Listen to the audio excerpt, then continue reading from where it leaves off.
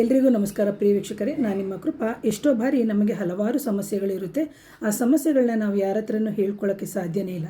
ಕೆಲವೆಲ್ಲ ಸಂದರ್ಭದಲ್ಲಿ ನಮಗೆ ಹೋಮಗಳನ್ನು ಮಾಡಿಸ್ಕೊಳ್ಳೋಕ್ಕೆ ಸಾಧ್ಯ ಆಗದೇ ಇರುವಂತಹ ಸಂದರ್ಭದಲ್ಲಿ ನೀವೇನು ಮಾಡಬೇಕು ಅಂತಂದರೆ, ನೀವು ಈ ಒಂದು ಲವಂಗ ಅಂತ ನಾವು ಹೇಳ್ತೀವಿ, ನಾವು ಅಡಿಗೆಗೆಲ್ಲ ಬಳಸ್ತೀವಲ್ಲ, ಆ ಲವಂಗವನ್ನು 108 ಲವಂಗವನ್ನು ತೆಗೆದು ಹೂ ರೀತಿಯಲ್ಲಿ ಪೋಣಿಸ್ಬೋದು. ಸಾಧ್ಯ ಆದರೆ ಪೋಣಿಸಿ, ಇಲ್ಲದಿದ್ದರೆ ಆ 108 ಲವಂಗಕ್ಕೆ ನಿಮಗೆ ಯಾವ ಸಮಸ್ಯೆ ಇದೆ, ಅದು ಗಂಡ ಹೆಂಡತಿ ಸಮಸ್ಯೆ, ಹಣದ ಸಮಸ್ಯೆ, ಆರೋಗ್ಯದ ಸಮಸ್ಯೆ, ಮನೆಯಲ್ಲಿ ಅಶಾಂತಿ ಅಥವಾ ಜಗಳ, ಯಾವ ಸಮಸ್ಯೆ ಇರಲಿ, ಕೊಟ್ಟಿರುವ ಹಣ ವಾಪಸ್ ಬರದೇ ಇರುವಂಥದ್ದು, ಈ ಥರ ಒಂದೊಂದು ರೀತಿಯ ಸಮಸ್ಯೆಗಳು ಇದ್ದೇ ಇರುತ್ತೆ.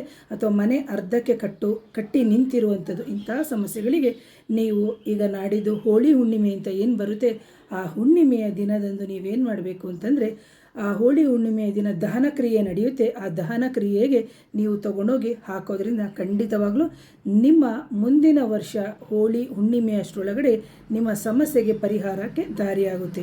ಮೇಡಮ್, ನಮಗೆ ಅವತ್ತು ಹುಣ್ಣಿಮೆಯ ದಿನ ಆಗಲಿಲ್ಲ ಅಂತ ಹೇಳಿದಂತಹ ಸಂದರ್ಭದಲ್ಲಿ ಹುಣ್ಣಿಮೆಯ ಮಾರನೆಯ ದಿನ ಯಾವ ಜಾಗದಲ್ಲಿ ನಿಮಗೆ ದೇವಸ್ಥಾನಗಳಲ್ಲಿ ಹೋಮಗಳು ನಡೀತಾ ಇದೆ, ಖಂಡಿತವಾಗಲೂ ನೀವು ಅದಕ್ಕೆ ಸಂಕಲ್ಪ ಮಾಡಿಕೊಂಡು ಯಾರಲ್ಲಿ ಹೋಮ ಮಾಡ್ತಾ ಇರ್ತಾರೆ ಅಂದರೆ ಸಾರ್ವಜನಿಕವಾಗಿ ಹೋಮ ಮಾಡುವಂತಹ ಜಾಗದಲ್ಲಿ ಹಾಕಿ. ನೀವು ಒಬ್ಬ ವ್ಯಕ್ತಿ ಅವರ ಹೆಸರಿನಲ್ಲಿ ಹೋಮ ಮಾಡುವಂಥ ಜಾಗಕ್ಕೆ ಹಾಕಬೇಡಿ. ಸಾರ್ವಜನಿಕವಾಗಿ ಕೆಲವು ದೇವಸ್ಥಾನಗಳಲ್ಲಿ ಹೋಮ ಹವನಾದಿಗಳು ನಡೀತಾ ಇರುತ್ತೆ, ಅಂಥ ಕಡೆ ಹಾಕೋದ್ರಿಂದ ಖಂಡಿತವಾಗಲೂ ನಿಮಗೆ ನಿಮ್ಮ ಸಮಸ್ಯೆಗೆ ನಿವಾರಣೆಗೆ ದಾರಿಯಾಗುತ್ತೆ ಅಂತ ಹೇಳ್ತೀನಿ. ಸೊ ಯಾರಿಗಾದರೂ ಮಾಂತ್ರಿಕ ಬಾಧೆ, ನಕಾರಾತ್ಮಕ ಶಕ್ತಿಗಳ ಸಮಸ್ಯೆಗೆ ಅಪಾಯಿಂಟ್ಮೆಂಟ್ ಬೇಕು ಅಂತಿದ್ದರೆ 7019806595ಗೆ ವಾಟ್ಸಪ್ ಮುಖಾಂತರ ಸಂಪರ್ಕ ಮಾಡಿ ಅಂತ ಹೇಳ್ತಾ ಇವತ್ತಿನ ವಿಡಿಯೋನ ಮುಗಿಸ್ತೀನಿ. ಹಾಗೆ ಇಂತಹ ಹಲವಾರು ಸಣ್ಣ ಪರಿಹಾರಗಳನ್ನು ನನ್ನ ಚಾನಲ್ನಲ್ಲಿ ಕೊಟ್ಟಿರ್ತೀನಿ, ದಯವಿಟ್ಟು ಶೇರ್ ಮಾಡಿ. Thank you.